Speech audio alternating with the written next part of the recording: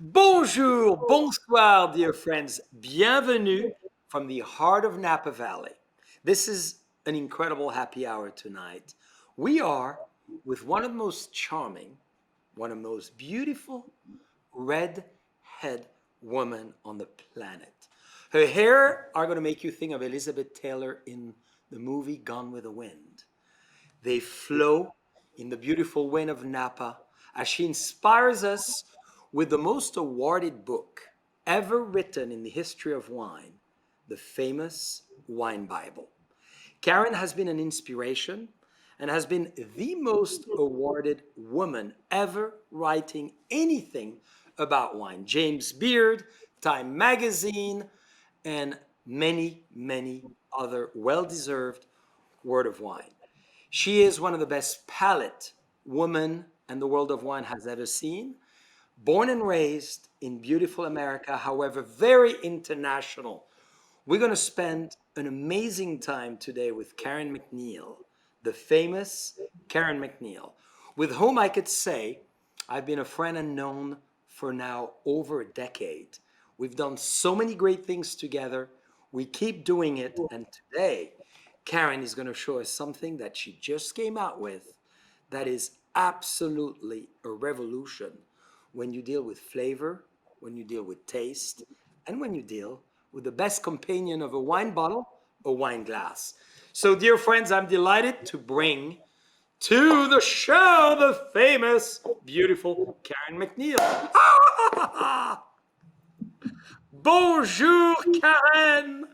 Oh my goodness. Bonjour, Jean-Charles. How are you? Well, I could not be better. I'm having shivers of the pleasure of introducing you because having discovered Napa Valley with you and thanks to you, my knowledge has increased because you know what? I think I've read your wine Bible more than the actual Bible. Is that possible? Don't say it too loud. So, Karen, let's dive into this unbelievable creation of yours. Why don't you tell us your inspiration, your idea behind it, how it came about, and the success you're having with the very best book ever written on wine? Yeah, well, it took 10 years to write the first one. I'm now actually writing the third edition. Just before coming on with you, I was scribbling away. Um, when I started, and probably when you started too, although you started in a French family that really understood wine, but when I began in the United States, even in the 70s, for example, as a very young woman, all of the books were written by British authors, and they were, I'm sorry, my British friends, but these books were deathly. They could put you to sleep, and did. It was really hard to learn about wine, in part because wine was written about in a rather elitist way, and also because I think the Brits sort of assumed a familiarity with European geography that Americans just didn't have. I remember thinking, well, you're so familiar with Burgundy, but I can remember thinking, Merceau, Macon, Montrachet. I mean, what's inside what, right? Or is Yes. this are they all in France even? So anyway, over some conversations, I was sort of discovered by my publisher, who I was writing about food at that time, and he called me up one day and he said, "I want you to write a book." And I thought he wanted me to write a book on food. He actually asked me, "What do you want to write about?" And I said, "I'd like to write sort of the great American book on wine. I mean, it covers the world, the Wine Bible, but it's really easy to read, and it's the voice of a woman and the voice of an American." And that's amazing. I raise my glass to this because when you set yourself, Karen, as a young lady, such an objective, I mean, what goes through your mind? Because this is a major an undertaking. I mean, this is incredible. So, when you said it, did you regret it afterwards? Did you say, "What did I really say? Am I really going to do it?" Because Unheard You of. know, friends of mine would call me up. Like I remember, year seven, and they would say, "Oh, come on, there is no book, really, right?" It's because nobody had seen it. I was doing it by myself, unpaid, and I told people that I was writing this book, but they'd never seen anything. And I also didn't. I didn't expect it to sell very well. You know, I remember Workman, my publisher, said to me that they were going to, when it was finally done, that they were going to do a print run. They were going to print 8,000 copies. And I said, don't do it. I don't even have 8,000 friends, right? Um, and Well, that's a lot actually, too. Such a yeah, it's, specialized book. Yeah. well, it has sold now over 1 million copies. So I'm very lucky. Somehow it really worked. And tell us, why did you write it as the title Wine Bible? Because as you said, this is a pretty dairy title. Yeah, this is a kind of a funny, quick story, but so here I am. I finished the book. It's like 50,000 pages. You know, I carry it down, a big manuscript, and I'm sitting there with my publisher on pins and needles because no one has seen this except for the dogs, and so he's leafing through it and he sits there very quietly for about a half an hour. And I thought, oh no, what if 10 years of work, what if it's like all wrong? And he looks up and he says, this is fantastic. And we're going to call it the Wine Bible. And I said, absolutely not. And and he said, "What do you mean?" I said, "We can't call it the Wine Bible. That's a huge name. That's a very egotistical statement. I can't say that." And he said, "Well, apparently you didn't really read your contract because, you're the subject expert, but a book's title is part of its marketing. So you actually don't get a vote." And I burst out crying. I thought, no. And he said, listen, I trusted you for 10 years that you would write in between the covers of something that would be extraordinary. And now you have to trust me. I know about book marketing, and we're calling this the Wine Bible. And so we did. And what a success. And Karen, tell us how you would like people to use it. Everybody can obviously order the book on your website and through all the bookstores around the world, as well as all our wineries, because we've been promoting it since we moved to Napa Valley, and we're very proud of it. How would you suggest people as well casually uses it? Because what I love about it, I would tell you, is you don't need to read it from front to cover, back to Right. cover. You can actually really interrogate yourself through different questions throughout the book.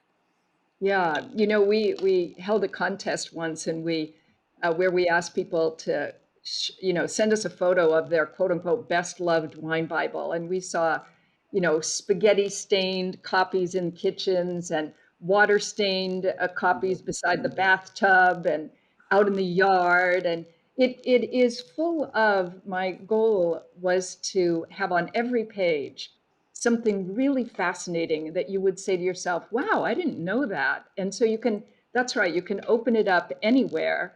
And people do. When I lived in New York, I used to see people reading it on the subway, just kind of opening it up to any spot in the book and learning something fascinating about wine. It's full of side boxes and photos and maps and all kinds of little tidbits. So you don't have to read it like a novel from cover to cover. That's the beauty of it, which I think is so important. So everyone feel comfortable from kitchen to bathtub. I love it. Where is your favorite place to actually read books, Karen? Is it in the bathtub? No, I love to read in bed. I probably can't even fall asleep unless I read at night. So, on the nightstand, that's where all the books are. And where do you like to write the most? Is it at a typical desk or you write in bed on an easel with your Yeah. computer as well? Usually I write in my office in Napa Valley, in St. Helena, in the heart of Napa Valley, not too far from Raymond, where you are, or Yountville, where you have the wonderful JCB tasting bars. But um, but I also like to write at the kitchen table. And lots of good things happen at kitchen tables, right? So, Yes. yeah. I love it. So, Karen, I'd love for you to describe two things, if possible. One, naturally, the wine we are tasting now, which I know you love, of course, bubbles from Burgundy. And in addition, everyone is noticing that I'm having an amazing new glass. That is Karen MacNeil, dear friends, latest incredible creation. And I'm so delighted that you are launching as well your phenomenal series of glasses, the Oneda. So, Karen, please take it from there, from the wine style all the way to the glass, because the wine tastes better thanks to your glass. Thank you. Well, and we are drinking your JCB bubbles, which I really do love. You have to see, I've got the good bouchon on the top so that I can continue to drink these this evening. Thank Um, so here's how it happened, Jean-Charles. So one day I was thinking about, as you know, wine can be confusing, right? It's full of complex science. It can be really, I mean, it's art, but it's also, it can be very difficult to understand. And one day I was thinking about how crazy it is that wine glasses are either named after places, Bordeaux, Burgundy, etc., or they're Yes. named after lots of grape varieties. So there's a Tempranillo glass, a Sangiovese glass, a Chardonnay glass. And you know, it's kind of quintessential wine industry that you have to know something to know something. So you have to know kind of where Burgundy is to know what is this glass good for. And in that moment, I thought, why couldn't a glass just be based on flavor? Because what everybody understands is Mhm. flavor. Even people who don't know, couldn't put a thumbtack in a French map of where Burgundy is, they understand the flavors of the wines they like. So that led to about 3 years of doing lots of experiments, having prototypes made, which my partner Oneida, which is a famous company in New York State, made all the prototypes. And I was able to reduce the world of wine down into three glasses. And they're called Crisp and Fresh. This is the glass that I'm using to drink your JCB bubbles. It's great Yes. for also for champagne. It's great for rosé, Sauvignon Blanc, Riesling, Pinot Grigio. It's anything that's crisp and fresh. And then the glass in the middle is what we call creamy and silky, great for Chardonnay, Pinot Noir. I know you make both of those varieties. And then the bold and powerful glass. So bold and powerful wines, everything from Barolo to Napa Valley Cabernet. So crisp and fresh, creamy and silky, bold and powerful, pretty much covers the world of wine. I And absolutely. yeah, and you know, the other thing I guess is that we both know, because you've been involved in this industry yourself, is that there are a lot of fabulous, expensive glasses on the market, including yours. So Yes. I didn't want to make another expensive glass because we already have a lot of great expensive glasses. Yes. So these glasses are about $10 each. They're not $30 each, and they're not $50 each or above. So restaurants really love them. They just came out a couple of months ago, and we're having a great time. Macy's is going crazy selling them, and as is Amazon. Well, this is such an achievement, and having you, having done the 3 year research, Karen, makes an enormous difference. So, why don't you tell us about the wine from the perspective of crisp and fresh here, Yeah. which is so exciting. And I agree. I love the dimension it's bringing to the bubbles, to the flavor, to the aromatic, and even the mouthfeel as it funnels in my mouth through that beautiful opening, the wine. Yeah, well, you know, as you know, Jean-Charles, we both probably have, I'm in my kitchen, I have a big cabinet here full of champagne flutes, which I love and are so beautiful and sexy and tall. But the problem with them is that you can't swirl the wine. And champagne, California sparkling wine, Cremant de Bourgogne, like the one we're drinking, it is wine after all. You really do want to swirl it, and because it is beautiful, and part of the enjoyment is the aroma. So in this crisp and fresh glass, what you notice though is that the widest part of the glass is very high in the glass. Yes. And and what that does, it allows you to swirl, but what that does is for a crisp and fresh wine, it just brings up the aromatics because the aromatics are so close to your nose.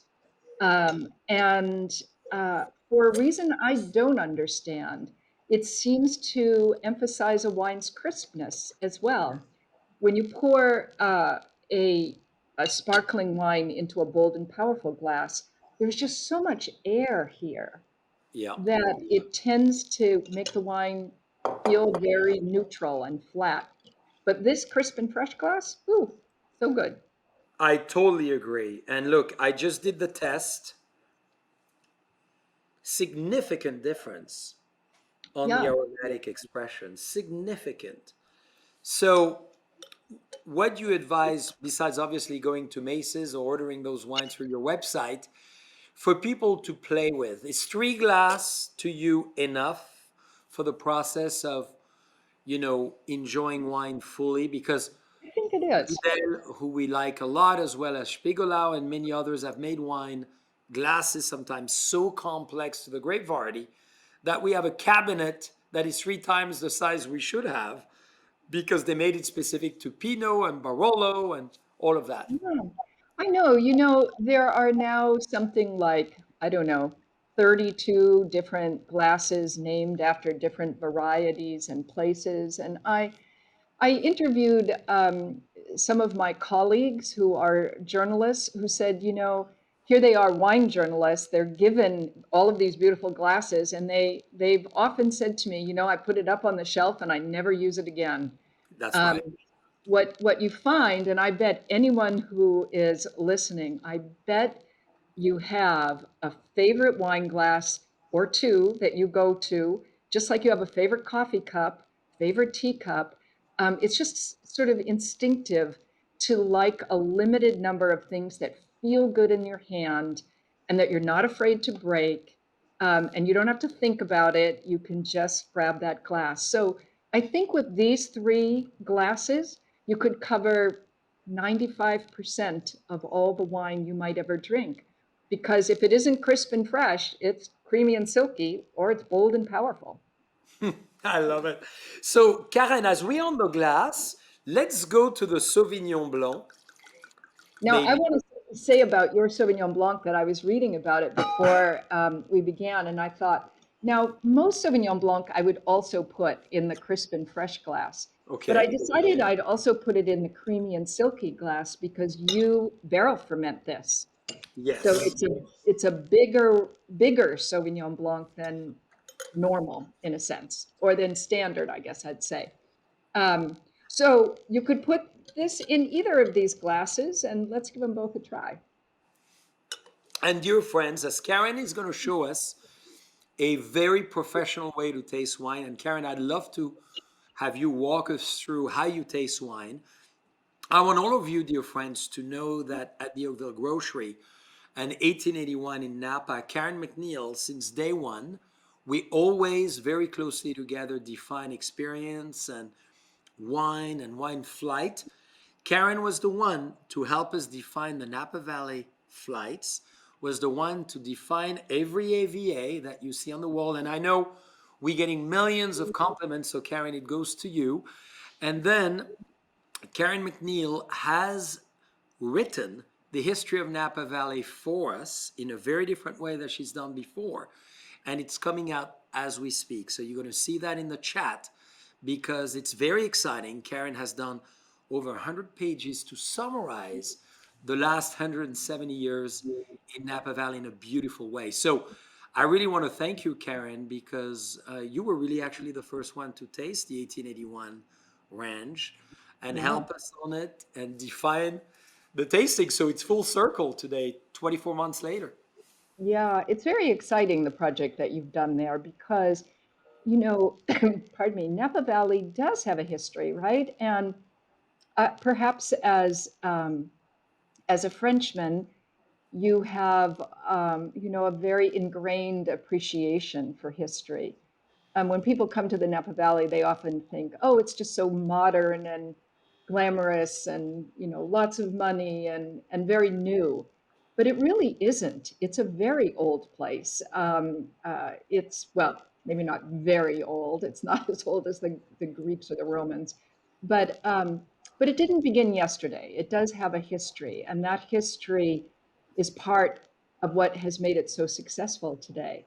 So I loved that project. That was a fun project to work on with you, to talk about Napa Valley's history and to show its modern wines as being the result of all that hard work of those pioneers. Absolutely. So well said and so well outlined in the museum that you so well help us to do. And Karen, to your point, and we're going to go back to your education and history because I want all the ladies to know how inspirational you are. They already do know it, but to feel it even further. In a way, we present what we do in Europe, specifically Burgundy. We talk for hours typically about the past first and where we come from. And I love that in you because you do a lot of phenomenal presentations and speeches and moderations and classes and private tours in the world of wine and Napa Valley and Sonoma. And you talk a lot about history, so that's really something that I personally very much admire is to really reflect on where we come from and who was before us rather than just us today. So Mm. maybe you give us a little bit of history on Sauvignon Blanc and how you taste, Karen, because I would love everybody to witness with your new glass how Karen MacNeil evaluates wine. Yeah. You know, there is this very standard way that you see sommeliers do of you look at the color, then you smell it. And I don't know that I do that exactly. I think that color is the last thing I think about. I don't really look at that at all. I certainly give the wine a good swirl. And, a friend of mine said something recently, Jean-Charles, that was so important. I was talking about how to swirl, like you got really, really swirl. And she said, it's like doing it with the mouse, like really on your mouse pad, taking your mouse and going around. And I thought, that's exactly right. You can swirl on a surface and that helps get some air into the wine. So I give it a good swirl, and then I like to taste the wine and think about both the aroma and the taste at the pretty much at the same time, Okay. um, because I mean you could hang out here smelling, smelling, smelling, but what you'll notice if you do that, right, is I call it the Macy's phenomenon. You know how you or even the Neiman Marcus phenomenon.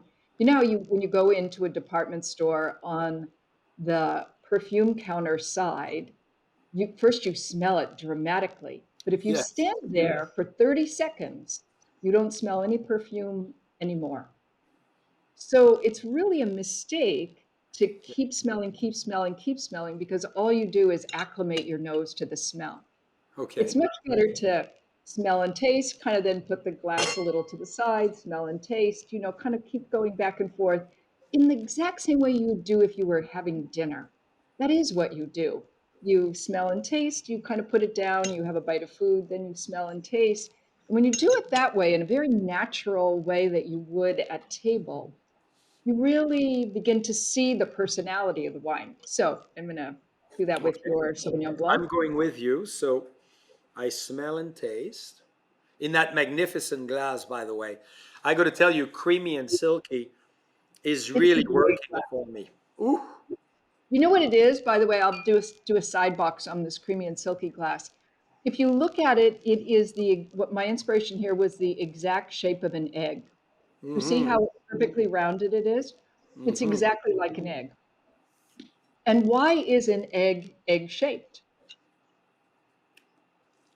No one knows, but we The do know golden this. rule, the Yeah, Fibonacci, the divine we proportion.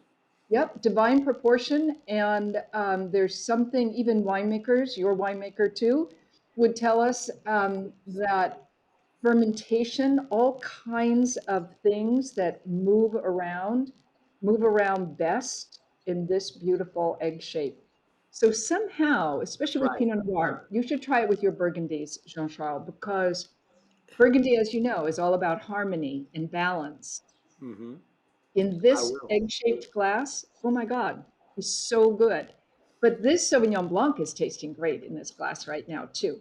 So I take a sip. You saw me. I kind of Yep. swish it around, get it all over all those taste buds, because you have taste buds everywhere, not just on your tongue, right? They're all over your mouth.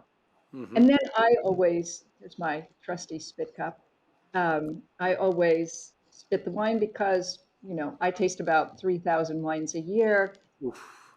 have to have to spit them out, even the best of wines. And then you go back one more time and then do a further evaluation. So Yep, you do the nose, one quick sip, and then you go another longer yep, sip. Is it how you yep, do it? exactly. Back and forth like that a couple of times. And then I kind of build I'm taking notes usually, um, and never too far away from a pen here. I've got a pen and paper right here. And then I, build my note. The other thing is that, don't you think that it's not always immediately knowable, not available, I was going to say, but it's not immediately knowable what a wine is like. Like, That's how do right. you describe it, right? I mean, it takes a few minutes of thinking about what would the right metaphor be. Is this wine, I don't know, elegant and beautiful, or is it like Lady Gaga? Is it kind of wild and out there? Does it have a fast choreography? Is it really slow? It takes a few minutes, even for people who taste wine for a living, to kind of figure it out. So nobody should feel like they need to know immediately because nobody knows immediately. For sure. And now, Karen, would you enlighten us on how you actually evaluate the wine as well? Besides the action of tasting it, what is your one, two, three? You know, Often as I design wine or stylize wine, I talk about the attack, the middle palate, and then the length as an example. So in my 20 out of 20 grade that I would evaluate a wine, this is a solid 15. Right. Those three different parameters as an example. How do you, just to enlighten our friends as they're going to get the Oneda series and they're going to do the Karen MacNeil technique, how would you recommend to guide us to do it? Yeah, I wish that that French word l'attaque or the attack was Yes. something that we used in English because it's a great concept. We sometimes say in English the front palate, and that's confusing because it makes people think it's the front of your mouth. Maybe But we what it use really is, it's the just the first approach. few seconds, right? What The happens approach. immediately? Yeah, what happens immediately? Um, I think what I do is I taste and smell the wine. It's important to know that if you hold wine in your mouth for a second or two, you're smelling it at the same time. You're just smelling it through the retronasal passages, right? Yes. So you don't necessarily have to smell everything forward through the front of your nose. You can smell it through the back of your mouth. Mm-hmm. Um, and I just let the wine's kind of personality speak to me for a minute. And then I do think about it exactly as you do. I think about what happened first, what happened in the middle, Okay. and what happened at the end. Great.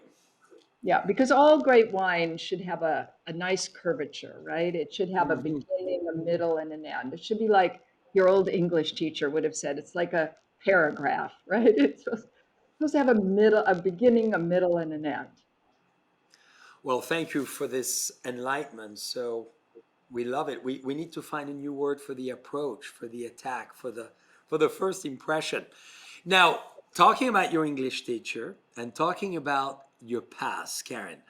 I mean, you have an incredible path, and one as a leading woman in the world of wine, which I've admired for many years before I had the honor to meet you, and as an amazing inspiration. So, tell us about the story that I always love to share.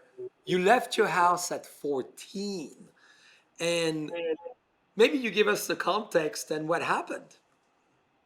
Yeah, yeah. I guess it's not everybody who runs away from home, but I did. And uh, it was a difficult time, of course, because you don't run away from home for no reason. And you're going from one frying pan into another one, in a sense, because the world is a difficult place for a young 14-year-old girl with nobody and nothing and no money. Hmm. Um, but I was lucky in one way. I was always really good in school. And I was able to convince people to do things for me, in part because I was so good in school. So I was able to convince a judge, for example, to let me live on my own. You're not supposed to be living on your own at 14, right? It's against the law, That's actually. amazing. You But convinced the judge? yeah, Well, well, I'm not surprised that you succeeded on that one. yeah. But the deal was you have to be a straight A student, and if you're a straight A student, I'm going to let you do this. And of course, I had to be the valedictorian of the high school because if you give me a challenge, I'm gonna. It's the easiest thing in the world to get me to do something. Just say it's impossible, and I'm right there, trying to do it. So perhaps he knew that, but. Yeah, the best part of it is, though, I suppose it's hard to imagine this, but even Yes. at 15 years old, I would sit at my kitchen table doing my homework. Like I was a good kid, right? Doing my homework, having a glass of wine because I had no parents. I bought wine myself. I only went to one store and only when one checker was on because I knew this checker would never check my ID. She never once asked me for it. So I only ever bought wine during her schedule, which I knew right down to the minute. Um, but I always, it was I felt it was a very civilized thing to do for a 15-year-old, run away, to sit at your kitchen table, do your homework with a glass of wine.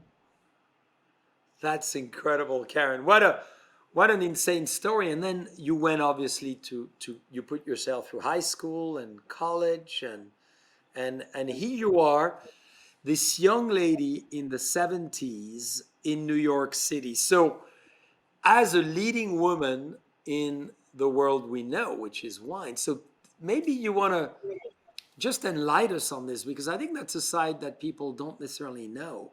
One, raising yourself really in essence in the most critical time of any adolescent life by yourself and doing it on your own. And then maybe the 70s in New York City as a, power woman in the world of wine. Yeah, well, New York in the 70s was it was both a difficult time in New York City. I mean, the city was almost bankrupt. It was one of the worst periods for New York. But it was also I moved to New York at 19 with a view of becoming a writer. I lived in a fifth floor walk up in Spanish Harlem and collected 324 rejection slips before my first article was published. Wow. And it was a New York does that to you, right? There were, by the way, exactly three women in New York who were in the wine business at the time. And that was in a city of 7 million people. So it was young women. When young women tell me that they're not feminists, I think again, because you may not realize how hard it was for the women who came before you to really pave the road. Because Now we look around and it's just great, right? I mean, there are women Yeah, in every aspect of the business, but absolutely. that was not the case, even in New York in the 1970s.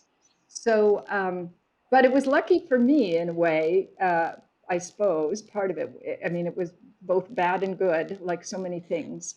Um, uh, I can't even tell you, for decades, the only woman in the room when there would be an important tasting in New York.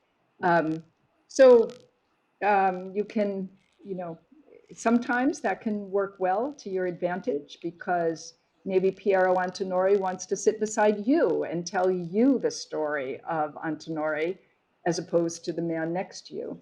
Um, but it also certainly comes with a lot of, or came with a lot of difficulty. Still, I feel like, you know what? You don't pay attention to the difficulty. You just keep your eye on the ball, keep moving forward. Don't let anybody convince you otherwise, and you just keep going. Um, and you walk around men who stand in your way. That's right.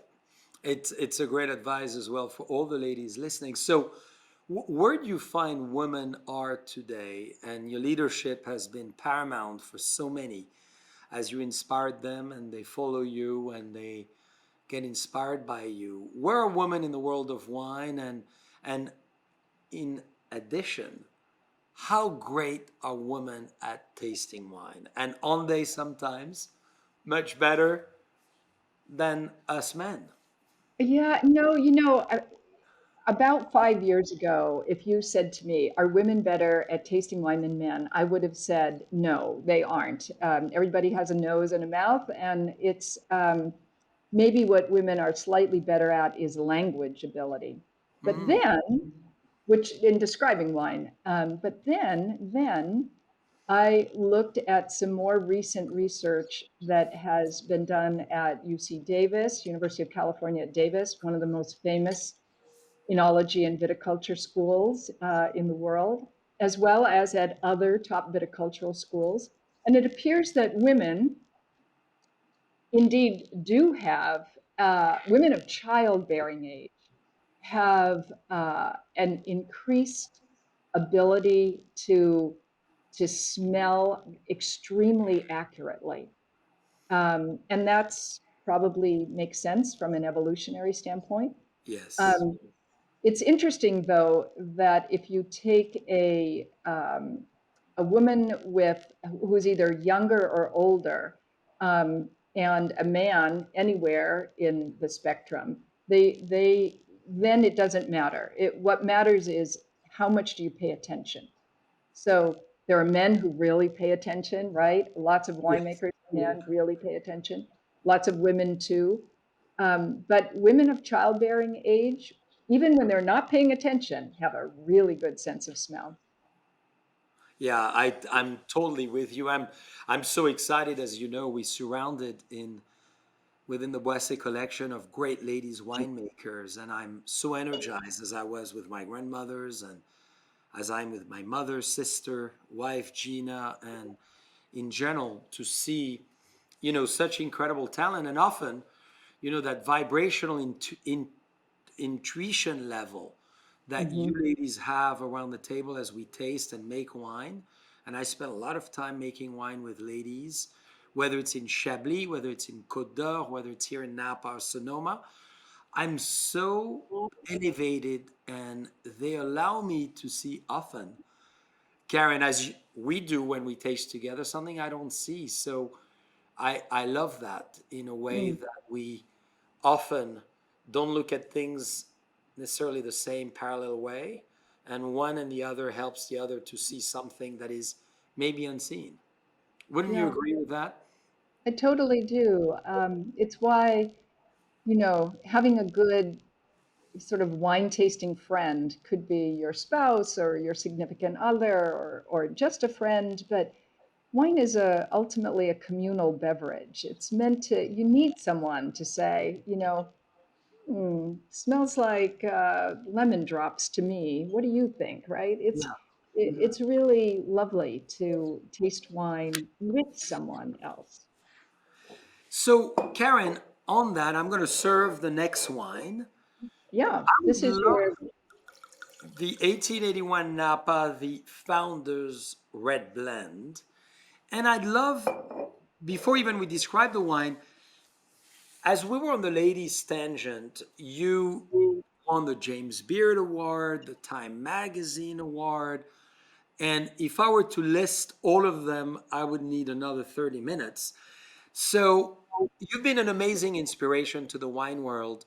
What advice would you like to share to all the ladies with us tonight and who would be, with a lot of interest watching our show and looking for your suggestions to all of them? What would be your message to those ladies?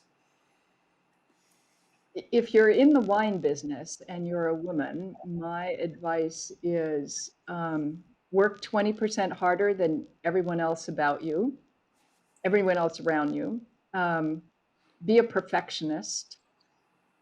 Um, be careful, right? Because you still are in a business that involves alcohol and sociability, and there can be some real difficulties and challenges there. But I always think that being the best is pretty irrefutable. When you're really good, then people let you do what you want to do. And so the way through the challenge, in a sense, is to get really, really, really good. Yeah, And I suppose you could argue that that's a little unfair. Why should women have to do that? So on and so forth. But I don't know, speaking for myself, I don't have time for that.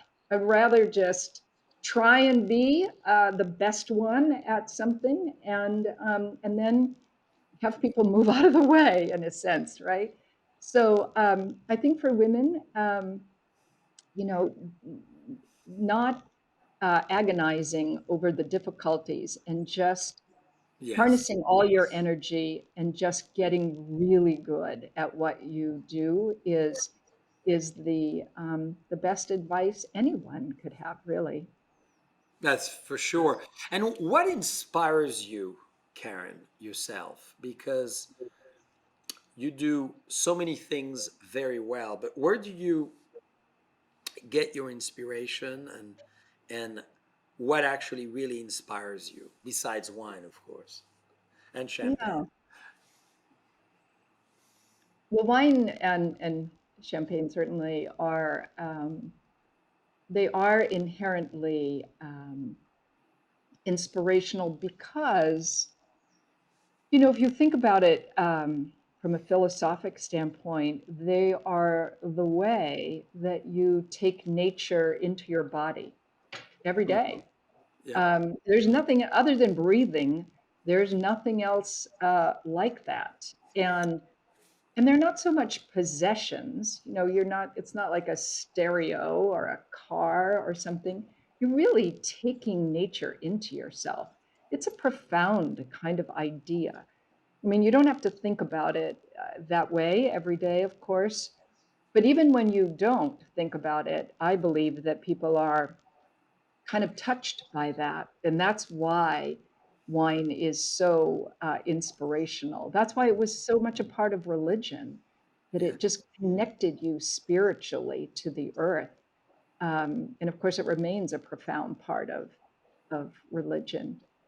But the other things, I suppose, that inspire me are, you know, a uh, an ability to try and um, be be at the top of a profession that when I began, no one would have thought that I could have done.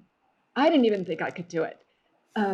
So that's inherently inspirational. To have a goal, to be determined, is a source of huge energy. Mhm. I mean, when you look at people who are driven, I mean, a lot of times people think, oh, that's way too much energy, and I think, no, that is great, right? That's how you get there. You get there by having this incredible drive to achieve something. So I find that very inspiring. I love that. I love that idea. I love my work. I don't ever want to not work 10 hours a day. I know that sounds awful, but in the world of wine and food, that's a pretty cool, special thing to do. And is it really work for you even? No. I mean, I run my own business, so, dealing with the Workmen's Compensation Board or something, paying the business taxes, that part's work. But the part of the creativity, the writing about wine, speaking about wine, giving presentations, doing tastings, that's love. That's not work. And you communicate it on a daily basis. So, Karen, I'd love for you to tell us about this wonderful email you produce every day that I'm so fortunate to get. And I'd love everyone to have it. It's obviously going to be listed today, dear friends, so you could subscribe to it because Karen produces so much content that if you die to learn about wine, every day you'll learn something. So, Karen, please tell us Yeah. about Yeah, I think you're talking about wine speed. So wine speed, it. just like the name implies, right? You can read it in, I don't know, 3 minutes. And it comes right to your inbox. It's free. You just go to winespeed.com and you can sign up. And it's full of really fun tidbits and pieces of knowledge about wine. Lots, I have a lot of people who are in the wine business who there's a little quiz there. So if you like being challenged, you can take the quiz. And we have about 30,000 subscribers. It's been hugely successful. And it's a way of not having to read a book or do much of anything. You just have at your fingertips um, a whole bunch of fun little tidbits about wine. So yeah, Wine Speed. We started it a couple of years ago, and it's just been wild. It's been terrific. And I love it, dear friends. When you think you know a lot about wine, you certainly never know enough. And the more you taste, I always say, the less you know.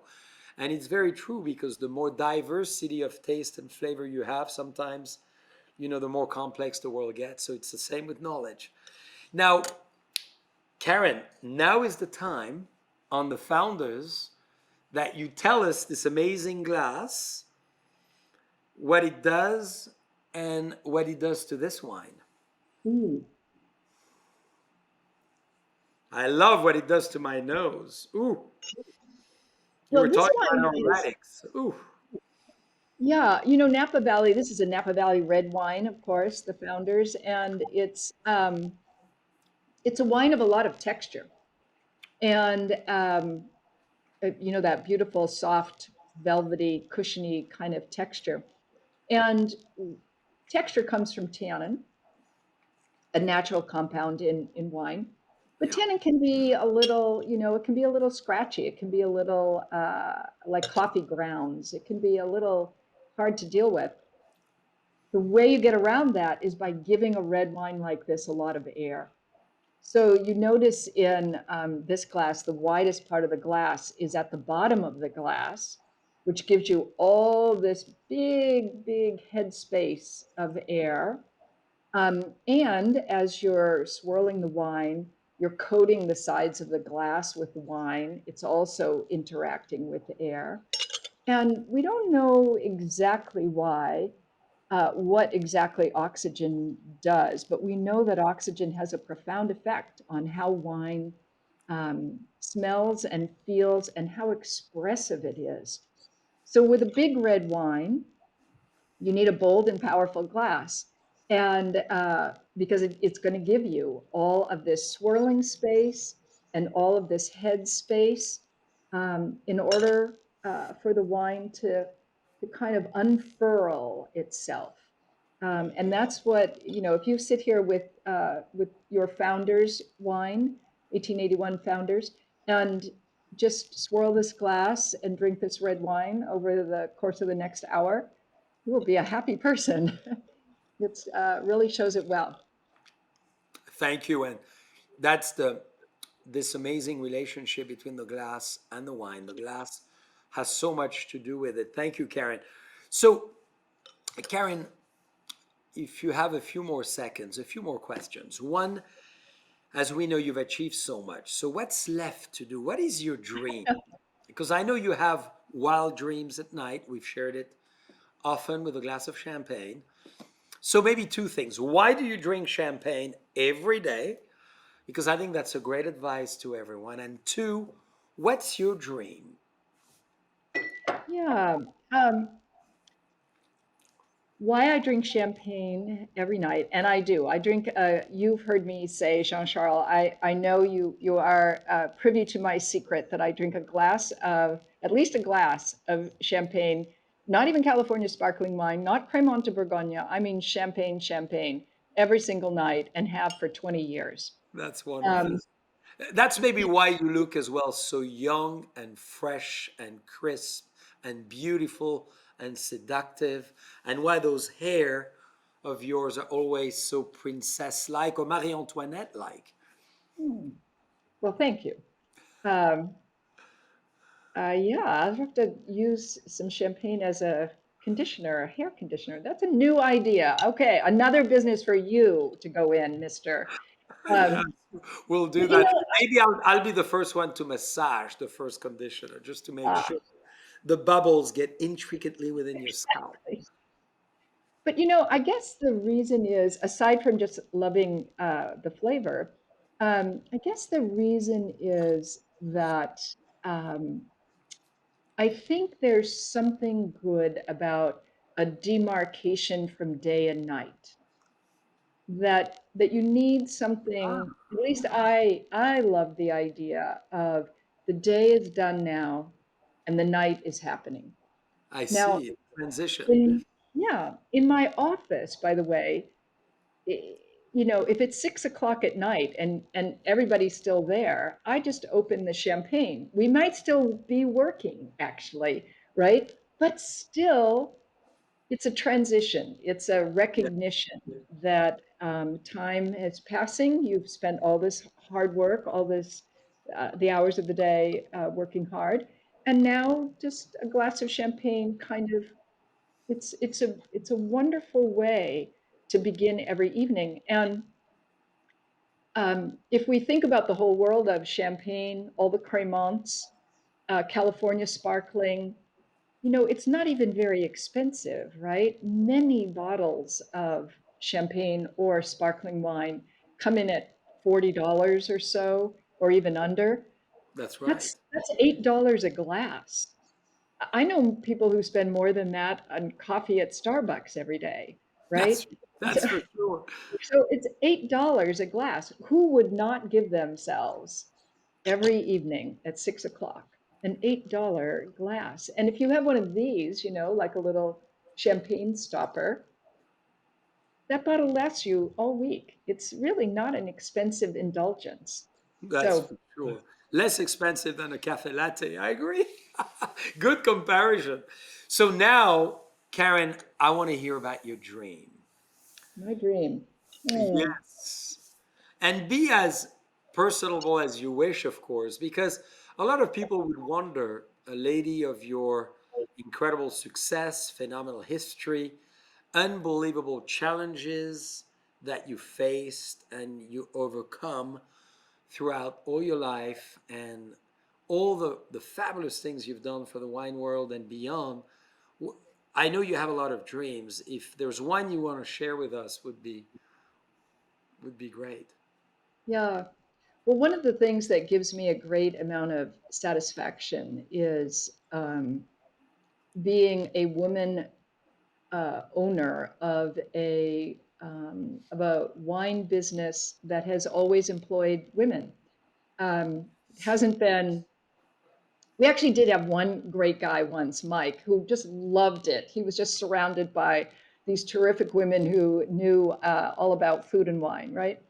But Uh, I would like my business to be even larger. I'd like to employ even more women. I think women often need a start. Yes. They need someone to give them the a footing in a way. And while I'm a great perfectionist and therefore maybe a hard boss, I've given a lot of women in the industry their For start. sure. Yeah. And I love that feeling. I love that idea. So I'd like to keep doing what I'm doing, maybe have even a larger business in that regard. Yeah, it's it's an achievable dream, I think. Well, and you doing it every day. That's the beauty of it. And indeed, Karen MacNeil, dear friends, has employed a lot of phenomenal people who then decided to go on their own or join another business or travel to another foreign country. And it's exciting to see that, because what I love personally in Karen, besides knowledge, education, inspiration, she brings what I think is essential, is discipline. And Mm. I believe you mentioned it earlier, hard work. Nothing comes easily to anyone. And I don't want to hear it when people say, well, I just did this and it became an immediate success. It's very rare. So we all work hard in a way, if it's work or if it's a passion, we all passionate about something, but we put a lot of energy behind it, as you do, Karen. And I was actually dining with a charming lady not too long ago who had gone through the Karen MacNeil training for a few years, and she became someone of great success thanks to you. So I love that. Mentor mentees. It's a very important. Who was actually for you as a young lady in the 70s, as you said, in New York, your mentor or your Yeah, figurehead? I didn't really have a mentor in the wine business. Unfortunately, I would have benefited from that. But I've always had this wonderful mentor who is a business person in New York. He's become so close that he's like my older brother now.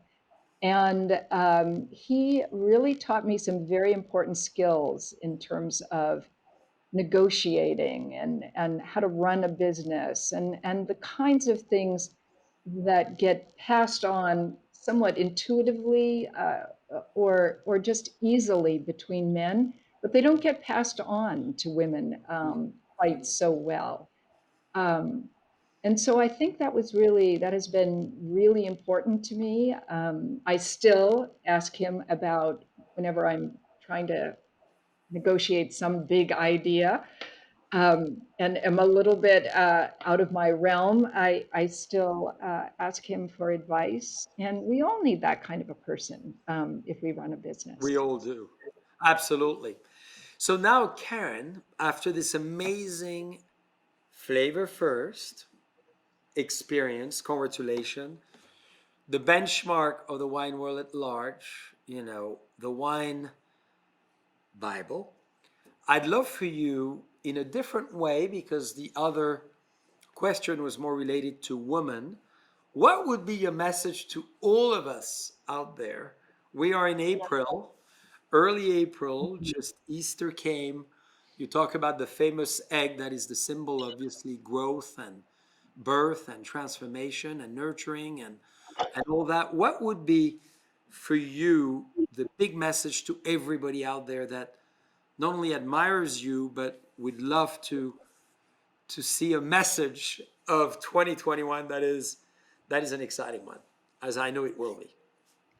Yeah. I'm one of those people, I don't know if it's a large number or a small number, but having just been through, the terribleness of a year where the pandemic was so oppressive and difficult and sad. Um, I think that when we come out of this, we're still not out of the woods yet, but I hope that by the fall of 2021, we will be this fall. I think everyone should just absolutely um, have as many wonderful glasses of wine with people that you love as you possibly can, and get out there and dine in restaurants and really. really go back in a way to the great solaces of the world, which are wine and food. You know, there are famous anthropologists who say that if it were not for wine and food, people would have, in the early days of evolution, people would have just thrown themselves off a cliff. Like life was too hard. You had to come home to some kind of pleasure. Otherwise, life was not worth living. And that has remained true for 8,000 years, right? Since wine began. When we think wine began about 8,000 years ago, it has been this source of coming home to pleasure. And so I hope that by this end of summer or early fall, all of us will be just just can't wait to open bunches of bottles of wine and having a great time with them. I love it. Well, Karen, thank you immensely. On the behalf of all of us from all around the world tonight on JCB Live, the famous Karen MacNeil, we had such an amazing discussion, conversation. I hate to say that, Karen, but we have to say goodbye, although I could stay, as we have so many times for hours continuing to discuss. And hopefully, you'll come again soon to further enlighten us. But congratulations, Karen, this is phenomenal. What an achievement. Three very distinct glasses with a great purpose and beautiful intentions because they all charge with great intention. An amazing wine Bible, great wines, and the famous James Beard Award winner, and so many others. Karen MacNeil. So, Karen, cannot wait to see you soon at the release of The History of Napa Valley that you wrote. Excellent. Yes, I'll be there. Hola, love. Thank Merci you, beaucoup. Jean-Paul. Merci à vous.